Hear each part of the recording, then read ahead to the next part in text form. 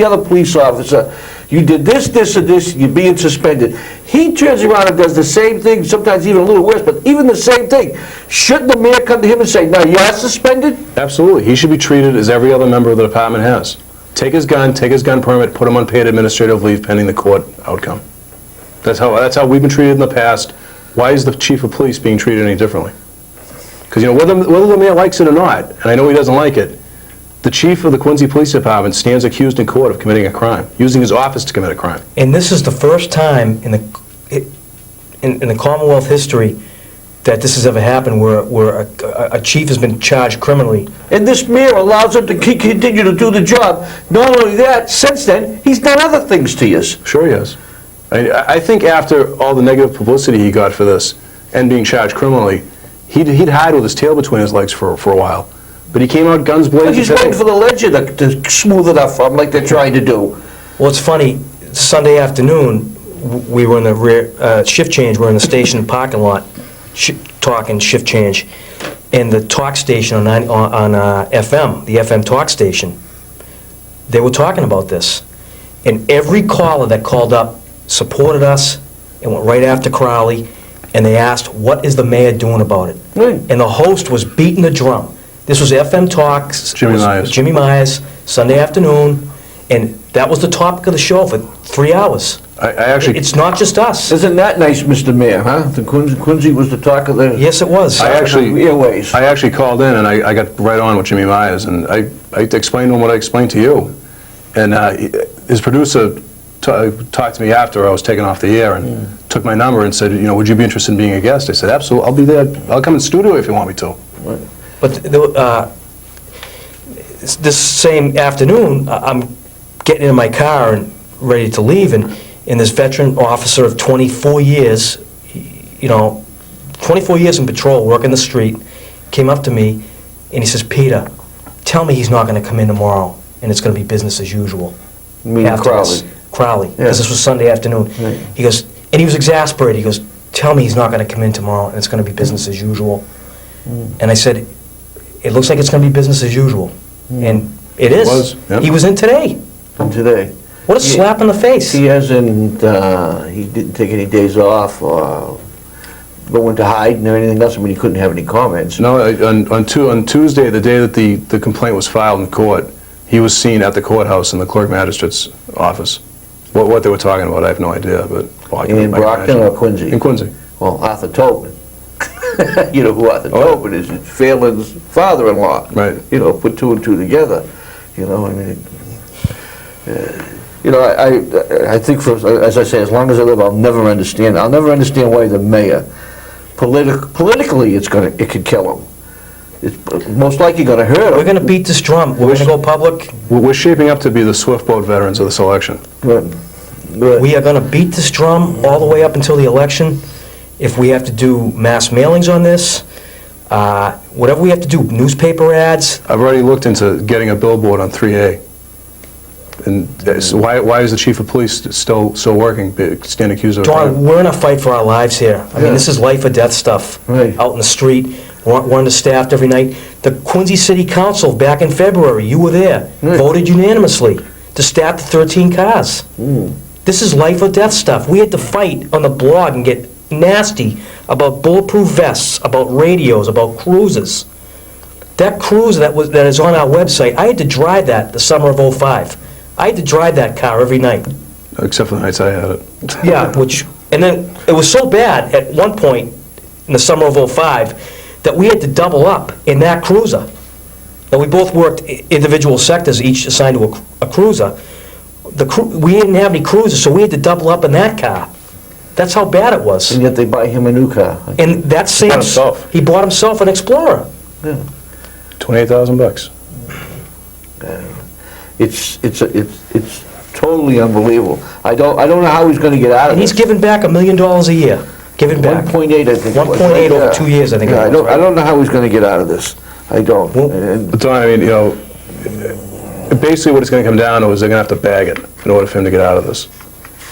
When you say bag it, They're just going to have to basically make it go away. Wave the magic wand, sprinkle magic dust, whatever you want. Just keep delaying it until delaying it. Because if you read, what I charged him with is Chapter 90, Section 12. It says, whoever knowingly allows an unlicensed persons to operate a motor vehicle owned by them or under their control shall be punished by a year in the House of Correction or a $500 fine. The vehicles of the Quincy Police Department, under whose control are they? The Chief of Police. And to demonstrate that, the chief has prohibited officers from driving after they were involved in accidents while on duty. Well, that's the whole thing, exactly. Yeah, like the officer that's featured on our website, Steve Kelly. How long was he prohibited from driving? Yeah, what was he, Months. did he stop the robbery? Months. He caught, He caught two guys and stopped, well, he just stopped the robbery, but he caught the two guys in friendlies. Yep, red-handed. Yeah, and he went, So if that doesn't demonstrate that Robert Crowley has control of the Quincy police vehicles, nothing else does. He knew the officer was unlicensed, the vehicle was under his control, he allowed him to operate it. and Bruce, that's the whole thing, and I'm gonna keep bashing that now and next shows and shows after, and the streets, whoever will listen to me, is that he allowed this poor cop, and when I say poor cop, because he was set up, let's face it, he was set up. He was. Right? He allowed this poor guy to come into work. Okay, have we all done it, something like that? Maybe not the license, but like I admit it, maybe I'm gonna be getting a thing from suspending my gun license now that Crowley hears this. But you know, I mean, with my stickers on the license plate, I forgot to put them on. You know, I drove a truck over the road. You know, I got tickets and stuff, you know, for foolish stuff and everything else. But I mean, I had an unregistered trailer once. It was owned by the rental company, United Trucking. But still, I mean, I was a driver and I was responsible for it. I had to pay the fine. You know what I'm saying? Yep. And it happens. Yeah, it happens. And, I you know, should have checked to see if there was a registration to the box. Because the box and the trailer both have different registrations. Each have one. And I thought about this the other day, and I can't remember a single instance where I've ever arrested somebody that I stopped that had an expired license. Now, if you're suspended or revoked, that's a whole other ball of wax. Or if you just never got a license. But to me, if somebody had a license and it expired, to me, it's basically you forgot to give the $40 to the registry. It's hardly worth being arrested over, so I don't do it. We had guys at the gun club, the Braintree Gun Club. Quite a few of them that have said, I forgot to renew my gun license.